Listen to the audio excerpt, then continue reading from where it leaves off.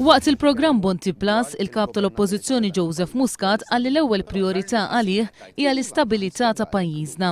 Jiġifieri xogħol l-ewwel ħaġa hija illi bl-azzjonijiet tiegħi inkun ċert illi mhux qed inżidu l-instabbilità.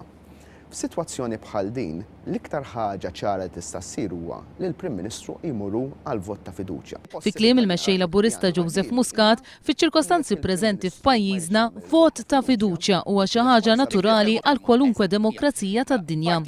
Joseph Muscat qalli wara ġimgħa li l-Prim Ministru daħal il-pajjiżna f'sitwazzjoni ta' instabilità jidher ċar li ma jridx jieħu azzjoni u bekk issa r-responsabilità taqa' fuqu bħala l-Kap tal-Oppożizzjoni. Politikament il-Partit Laburista kien ikun jaqbillu li joqgħod jara l-avversarju politiku tiegħu jitkisser bil-mod il-mod.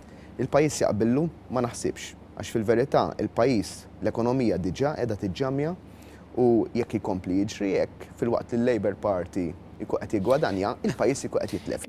Kull ġurnata li qed tgħaddi u l-Prim Ministru jibqa' ma jieħux deċiżjoni hija ġurnata mitlufa, detriment għall-investiment, impjiegi u stabilità ta' pajjiżna. Tib ta' tkaxkir tas-saqajn fil-waqt li huwa problema ta' Gonzi PN qed jaffettwa l-investiment, qed jaffettwa l-jobs, qed jaffettwa l-istabilità tal-pajjiż.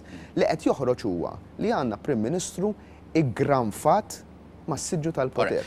Il-Kap tal-Oppożizzjoni qal li l-kriżi preżenti fih dan Gonzi PN seta tkun imbassra li xi darba ser tiġri wara li l-Gvern fl-aħħar snin għadda minn kriżi għall-oħra.